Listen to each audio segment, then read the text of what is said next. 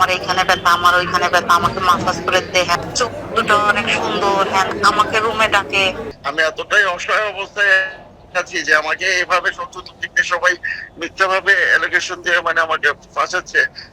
আরও একটি অভিযোগ সজল আহমেদ চৌধুরীর নামে, যে নামটা আরও কিছুদিন আগে বাংলাদেশ প্রতিদিন সেই ইন্টারভিউটা করেছিলাম আদুরি, যিনি ন্যাশনাল টিমের সাথে ছিলেন এবং সাবেক ক্রিকেটার। সেই আদুরিও কিন্তু এই সজল আহমেদের নামে নানা সময় নারী হেনস্থার কথা উঠিয়ে অভিযোগ করেছিল।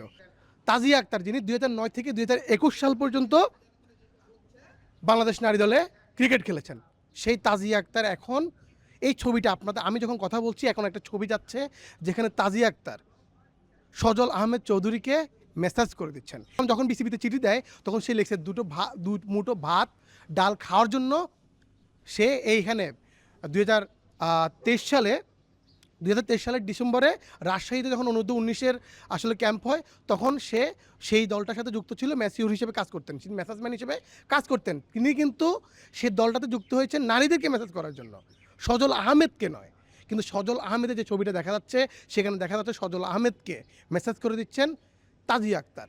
আপনারা একটু শুনুন যে তাজিয়া আক্তার এই বিষয় নিয়ে বাংলাদেশ প্রতিদিনকে কি বলেছে।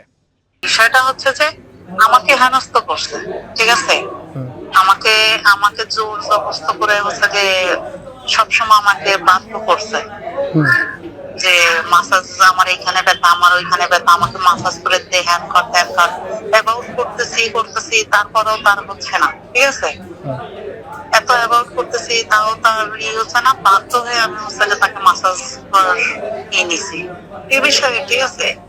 তো এরকম আমাকে প্রতিনিয়ত হেনস্থা করে, আমাকে বলে যে তোর চোখ দুটো অনেক সুন্দর, হ্যান ত্যান বা বিস্তারিত এইগুলো তো আমাকে রুমে ডাকে বা আমাকে চা খাইতে ডাকে বা ঘুরতে যাইতে বলে, তো এইগুলো তো আমি প্রশ্রয় দিই না। এই জন্য আমাকে হচ্ছে গিয়ে একটা বছর হচ্ছে গিয়ে কাজ কামে নেয়নি। ঠিক তাজিয়া আক্তারকে আমি প্রশ্ন করেছিলাম যে আপনি 2023 সালের ঘটনা কেন 26 সালে এসে বলছেন, কারণ যেহেতু মাঝখানে 3টা বছর চলে গেছে। তখন তিনি বলছিলেন যে আসলে যেটা বলেছিলেন, আমি আমাদের অডিও রেকর্ডটা অবশ্যই শোনাবো, তবে আমি একটু যদি বলি, তিনি আসলে নিতে পারছিলেন না, তার সাথে অন্যায়ের ঘটনা তিনি নিতে পারছিলেন না। তিনি যখন দেখছেন জাহানারার মতো, রুমানার মতো, আদুরির মতো, কিংবা শুটার ফেডারেশনের ইম্মার মতো মেয়েরা যখন মুখ খুলতে শুরু করেছে তখন তিনি সাহস পেয়েছেন। তিনি সাহস পেয়ে তিনি কথা বলেছেন। বাংলাদেশ প্রতিদিনকে তিনি যা জানিয়েছেন শুনে নিন। আমি আমার ডিপার্টমেন্টে যেহেতু মানে আমি যার আন্ডারে কাজ করেছি, আমাদের যে ফিজিও, তাকে আমি হচ্ছে গিয়ে ইনফর্ম করছি। আমার ফিজিও হচ্ছে গিয়ে ইনফর্ম করছে, অন্য জায়গায় করছে হয়তো বা, সেটা আমি সঠিক জানি না। তাকেও হচ্ছে সে ইনফর্ম করা, সে জানানোর পরে তাকেও হচ্ছে গিয়ে কাজে কামে নেয় না 1 বছর। আমি হচ্ছে গিয়ে যেহেতু আমি এতদিন চুপ করেছিলাম, আমি দেখতেছিলাম যে কি হচ্ছে না হচ্ছে, বা আমি দেখতেছি যে আসলে তো এটা হচ্ছে আমার প্রতি অন্যায় হচ্ছে বা আমার প্রতি অন্যায় বিচার হচ্ছে, এই জন্য আমি হচ্ছে বাধ্য হয়ে আমি আমার মুখটা মানে খুলতে বাধ্য হয়েছে, বুঝছেন, বিষয়টা হচ্ছে এরকম। আমাদের আসলে গণমাধ্যম হিসেবে আমাদের সবার মন্তব্য নেওয়া উচিত, কিন্তু সজল আহমেদকে এর আগেও অনেকবার ফোন দিয়েছিলাম কিন্তু সেভাবে পাওয়া যায়নি। তবে এবারেও চেষ্টা করছি, দেখি সজল আহমেদকে আসলে পাওয়া যায় কিনা। সজল ভাই, আসসালামু আলাইকুম। ভাই আমি মুন্না বলছিলাম বাংলাদেশ প্রতিদিন থেকে। ভাই কেমন আছেন? আচ্ছা, আপনার বিরুদ্ধে তো বিভিন্ন সময় নানা এলিগেশন আসছে। আদুরি নামে যে ক্রিকেটার ছিলেন তিনিও এলিগেশন দিয়েছেন। আজকে একটা তথ্য আমরা হাতে পেয়েছি, তাজিয়া আক্তারকে দিয়ে আপনি আপনার বডি ম্যাসাজ করতেছিলেন। এই বিষয়ে আপনি আসলে কি বলবেন? ভাই আমাদের এটা এখন আমি কি বলবো, আমি তো অবশ্যই আমাদেরকে তো ডাকা হবে, এই জিনিসগুলো অনেকগুলো কনসিকুয়েন্সের ব্যাপারে এই জিনিসগুলো আসছে। হ্যাঁ, আপনাদেরকে ডিটেল বলতে গেলে আমাকে ইনভেস্টিগেশনের পরে বলতে হবে। এটা একটা ম্যাচে আমি আপনাকে সংক্ষেপ চেষ্টা একটা টাচ দিচ্ছি যার আপনার নলেজ। আমরা মাঠে, আমি আন্ডার 16 সিলেকশনে আমি সিলেকশন দেখছিলাম, একটা বল এসে আমার পিঠে লাগে। ওই জায়গায় ফিজিও ছিলেন, যিনি ছিলেন আমাদের তখন ইনস্টাগ্রামে, পিঠে বল লাগার পরে ওনারা আইসিং করেছিল, বাট আমার পুরো স্ট্রেন হয়ে গিয়েছিল। এই ছবিটা তুলেছে উনি সহ তো মেডিকেল রুমে আর অনেকেই ছিল, ওনাদেরকে সরিয়ে ছবিটা এভাবে এক্সপোজ করা হয়েছে যে আমি মেসেজ দিচ্ছি। দিস আর অ্যাবসলিউটলি, মানে কি বলবো, এই ধরনের আমি তো হতবাক হয়ে যাচ্ছি যে ওনারা এই ধরনের মানে মানে বাজে নোংরামিটা করতে পারে। এখন এটা আমার বলার সময় আসলে আমি বলবো, আপনারা সবাই কিন্তু এর আগেও তো আপনাকে আদুরি নামে একজন আপনি অবশ্যই চিনবেন, তিনিও আপনার নামে এলিগেশন তুলেছেন। তো আসলে আপনার বিরুদ্ধে কেন এত এলিগেশন আসছে? আপনি কি আসলে শুনেন, আমরা এখন এখন একটা জিনিস একটু আমি এখন বলতে গেলে তো ডিটেল অনেক লম্বা করে বলতে হবে। আপনি বলেন, সমস্যা নেই। যেটা না এখন বলতে পারবো না, আমার বলার যখন সময় আসবে আমাকে তো সুযোগ দিবে আত্মপক্ষ সমর্থনের, অথবা আমাকে তো বলার স্কোপ দিবে। আমি সাংবাদিকদের সবার সাথেই কথা বলবো। আচ্ছা, আপনি আমাকে বলেন তো, মানে মানে এখন একটা পার্টিকুলার কোনো যদি কোচের যদি প্লেয়ার যদি আপনার সুযোগ না পায়, হ্যাঁ, এখন এখানে কম্পিট করা হয় ম্যারিড যারা। আপনি তাকে রুমে আটকিয়ে রেখেছেন, তারপর রুমে আটকিয়ে আপনি তার চোখ নিয়ে কথা বলছেন, তাকে ঘুরতে যাইতে বলেন। এটা তো এরকম এই এই এই ব্যাপারগুলো তো আসলে অনেক আগ থেকে আপনার কাছে আসছে আসলে।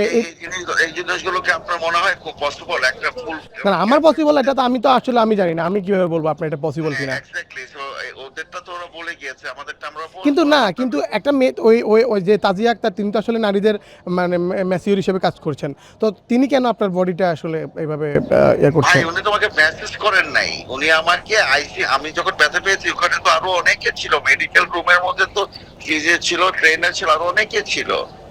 ম্যাচিউর কি করবে? ম্যাচিউর কি আমাকে ট্রিটমেন্ট করবে? করবে না। ফিজিও, উনি তো ফিজিওর সামনেই আমাকে আইসিং ব্যাগে আইস করে দিয়েছে। এটাকে বাকি সবাইকে শুনে ছবিটা এভাবে দেখিয়েছে যে আমাকে উনি মেসেজ করছে।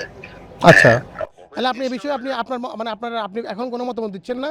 এই ছবিটা আসলে পাবলিক হচ্ছে আর কি, দেখা গেছে, তো এই জন্য আপনাকে মাঠে দাঁড়িয়ে আছেন, ঠিক আছে, আপনি আমাদের সাথে একটা খেলা কভার করছেন, আমার মাঠে দাঁড়িয়ে আছেন, একটা বল এসে আপনার পিঠে লাগলো, আপনি পড়ে গেলেন, আপনি কি তখন হাসপাতালে যাবেন, না ওখানে ফার্স্ট এড, যেটা ইনস্ট্যান্ট ফার্স্ট এড আছে সেটা নেবেন? আচ্ছা, না, যেহেতু এর আগেও আপনাকে নিয়ে আসলে মেয়েদের ব্যাপারে অনেক কথা আমি উঠেছে। আসলে victim আছি। সত্যি কথা কি, আমি হতবাক হয়ে যাচ্ছি। আমার মানে আমি এতটাই অসহায় অবস্থায় আছি যে আমাকে এভাবে চতুর্দিকে সবাই মিথ্যাভাবে অ্যালিগেশন দিয়ে মানে আমাকে ফাঁসাচ্ছে। আমার মানে আর এখন যতক্ষণ ইনভেস্টিগেশনে আমার বলা শেষ না হয়, আমাকে জিজ্ঞেস করে না হয়, আমি বাকি সবগুলো এক্সপ্লেন করতে পারবো না। আমি সবকিছু বলবো। ঠিক আছে, ঠিক আছে সজল ভাই, আমরা আসলে লাইভে ছিলাম তো এই জন্য আপনাকে যুক্ত করলাম, এই জন্য আপনার মন্তব্যটা আসলে জরুরি ছিল, আপনাকে ফোনে পাচ্ছিলাম না, এই জন্য ধন্যবাদ। আমরা আসলে আপনার সাথে আবার পরবর্তীতে কথা বলা হবে।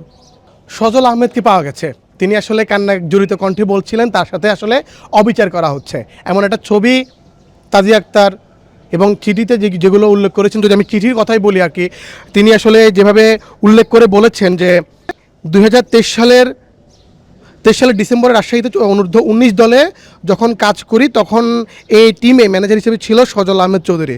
সজল আহমেদ চৌধুরী আমাকে প্রতিনিয়ত উত্ত্যক্ত করতো, আমার দ্বারা প্রতিদিন সজল আহমেদ চৌধুরীর শরীর ব্যথা ও মানে ব্যথা বা মেসেজ করার জন্য তাকে আসলে বলা হতো।